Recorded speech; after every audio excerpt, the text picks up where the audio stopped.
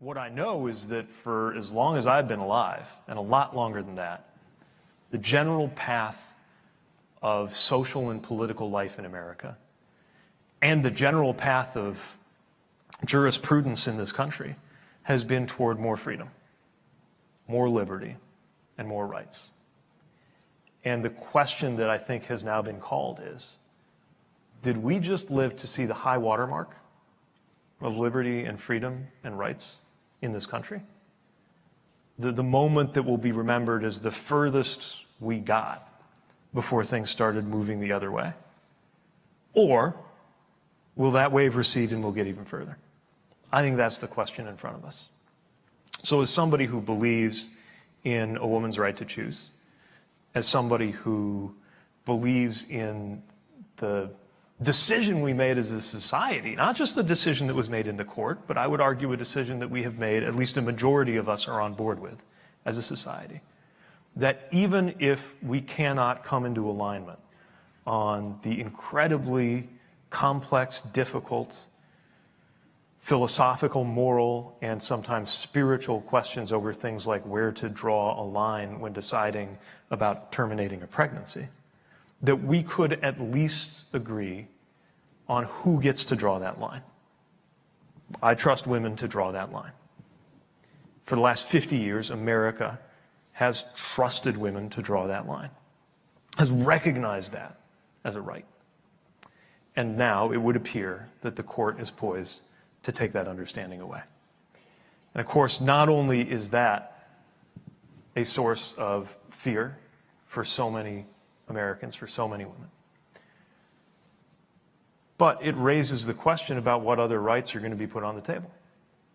I was with the Spectrum folks earlier. We didn't get a chance to really dig into this, but I know how this is hitting the LGBTQ plus community. Especially because unlike some rights that we have had for decades, that if you're an undergraduate age student, you have not known a country that didn't have those rights. Some of the rights that have come to the queer community are quite new.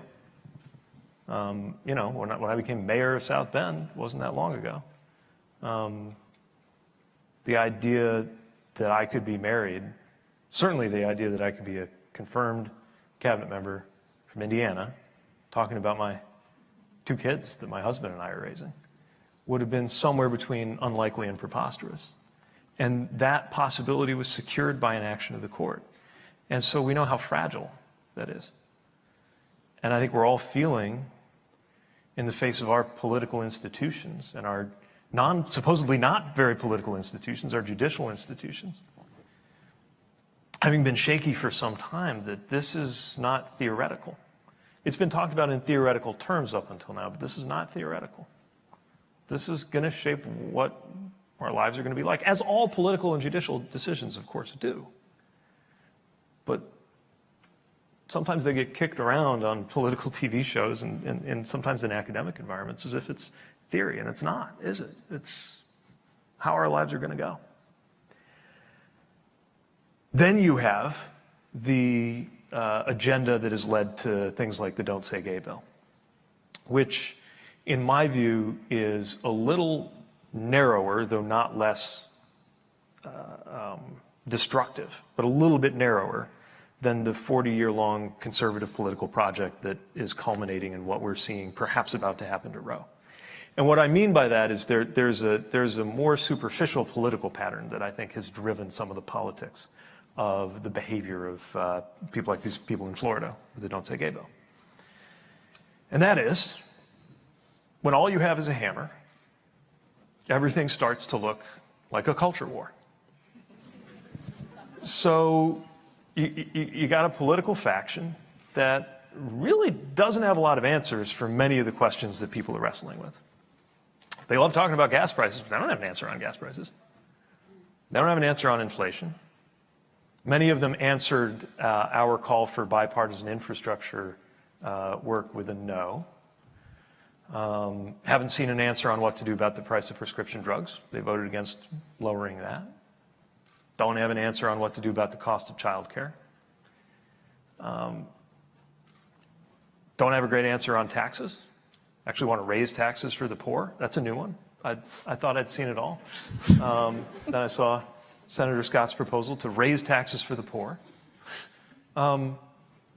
That's not great territory for them to be debating on. So what do? They find somebody vulnerable and pick on them, which at the moment is largely the trans community. And they find something to talk about which can go between the laughable, like is Donald Duck going to make your kid gay, to the incredibly dark, which is the suggestion that the very presence of someone who is gender nonconforming or trans or gay or lesbian or otherwise different, the very existence of somebody like that is an adult subject, right? That if my kids in, let's say, a first grade classroom were to mention in passing that over the weekend they had a great time going with their dads to the zoo, that they would have somehow, by saying that, uttered something age inappropriate and get us really fired up about that fight. And it's just politics. It's motivated by just politics. So I guess what I'm saying is we're seeing a lot of overlapping patterns that are all pointing in the direction that the worst tendencies in human politics always have, which is to take rights and freedoms away and to make it harder for vulnerable people in the service of some imagined political gain. And there are two answers to that kind of thing. Two kinds of answers, I would argue. One answer is to argue against it and fight against it, which is what I do, and people who are involved in politics and public life go on television and do. And the other is to see to it that that is, in fact, not a way to gain power politically. Because, of course, the biggest test of any of these tactics isn't were they well argued, were they convincing. The biggest test of these tactics is, did they work? And I'm going to be careful saying anything more about that because I'm here in my capacity as a federal official and I'm not here to talk about campaigns. But I will say, just as a matter of policy and as a matter of the kind of political maneuvering that takes place among officials, certainly in Washington, ultimately, if things that hurt people help you get more power, people will continue to do them. And the rest is up to us.